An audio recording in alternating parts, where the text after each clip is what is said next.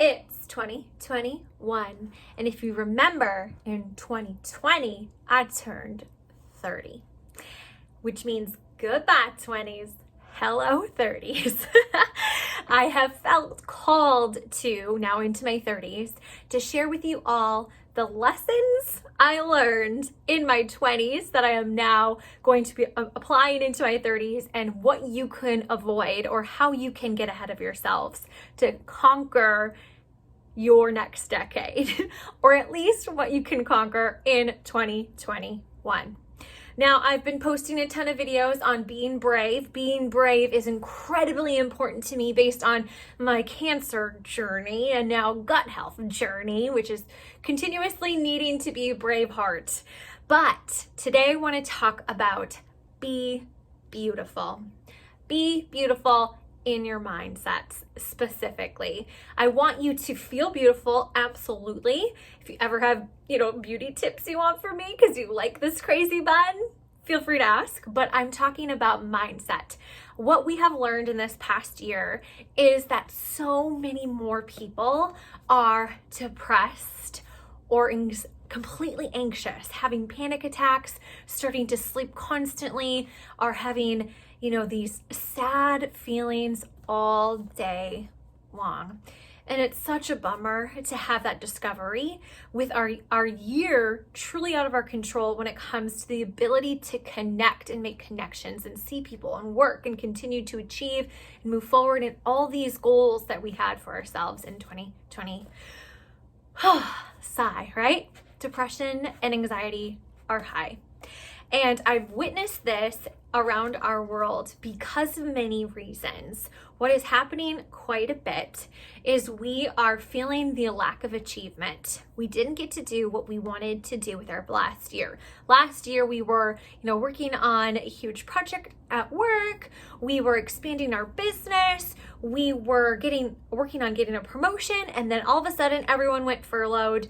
You were on that setting for a while without working for a good amount of time, spending maybe too much time with your kids, your husband, your wife, whoever you spend every day with, getting sick of each other. Potentially then you lose your job, or a loved one passes away due to all this COVID being passed around everywhere. There are tons of reasons that we're starting to feel this way.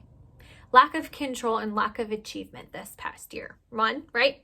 Also two, we're seeing tons of garbage on the internet. Social comparisons. Comparison is our biggest thief of happiness. So we're seeing people announce that they're having their second kid when they weren't even trying, and you've been trying to get pregnant. Or you see somebody is getting married and you are actually struggling in your marriage or your relationship and are potentially getting a divorce or taking time from each other. And you're seeing this new engagement, new wedding, even with all the crazy circumstances. Or you are seeing people buy a bigger house, do these projects when you hardly can afford your bills. So there's tons of comparison. There's tons of time of emptiness and lack of achievement. And there's also then constant negativity in your head. Whoever you have been surrounding yourself with, whether you live with them constantly, like it's your mom and dad and you're in college and now you have to hear them talk all the time about the news and bills and all of that, or now you're spending a ton of time with roommates and you're getting at each other's throats because of all the time together. So there's all these different negatives coming at us, making us hungry for more. We need to get out of this situation. We need to achieve more, or the actual goals that we had set for last year. And we're starting to feel, like I said, negative. We are frustrated, we are mad, we are sad, or anxious, right? So we're not living this beautiful heart. Maybe we're posting on social media, oh, I'm proud of myself. Oh, I'm beautiful. I can have curves, but I'm not at the body image I want. We can be showing people that we are this way, but are we truly this way? Do we actually practice and live out a grateful mindset or a joyful mindset? Are we beautiful inwardly now?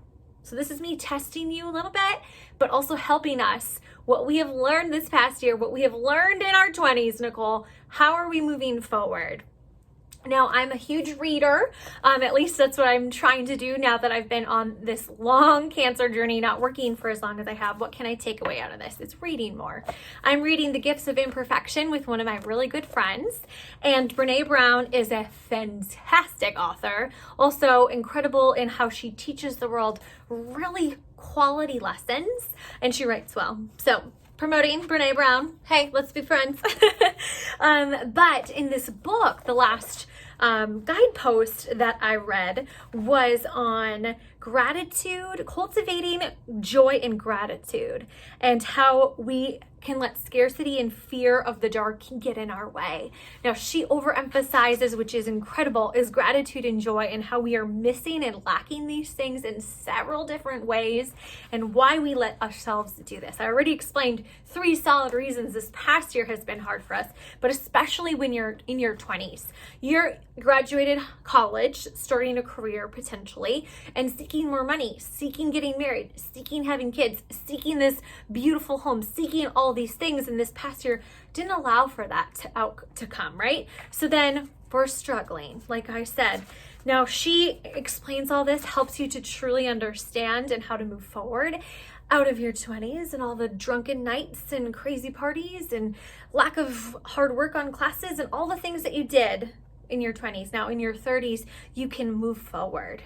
Joy is what happens to us when we allow ourselves to recognize how good things really are. We need to pause, and we need to take action in creating gratefulness and creating joy in our everyday life, where constantly negativity is in your way. What I challenge and encourage people to do is take a few minutes, and in your day at any time, could be when you wake up in the morning, when you go to bed at night, could certainly be when you run off to the bathroom, when you're bored looking at your phone all day. It can be in several different ways, but I want you to take a few minutes to be grateful for something. I've continued to see that writing at least 3 to 5 statements for myself every day helps me to truly appreciate the little things. Now, this can be, I am grateful for the cup of coffee I had this morning. Or it could be, I'm grateful for the dinner I had last night. It could be, I'm grateful for starting a new funny show. It brings me more joy. It can be things like that, okay? So being grateful, 1. Number 2, my biggest takeaway is truly belly laughing. This creates a healthy mindset through physical joy. So what I'm talking about with belly laughing is like a true belly laugh that was hysterical, that truly got you a little teary-eyed, laughing hard. Now, how can you find these things? Well, watch something hilarious. There's hundreds and thousands of videos all over the internet. And now with our TV system, all very much online, right? So look for something funny, not just a chuckle, but a true belly laugh at least once a day. Is going to also lift you up and help you move forward. Okay, so 1, 2, and also then I am going to suggest to truly dig deeper and think about things that you want to accomplish that you didn't get to achieve. How can you hone in on that? For example, something that I want to achieve this year is I want to be highly educated. I'm in a situation where I'm still looking for a job, and also still needing income, so I can't afford to go back to school or, crazy certifications, things like that. But what I can do is I can continue to read. I can listen to podcasts.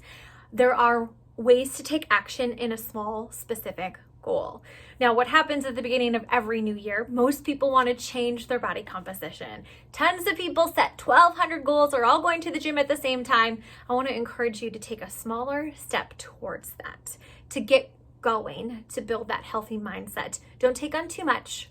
Truly feel beautiful, and rock 2021. Goodbye, 20s. Hello, 30s. Be beautiful.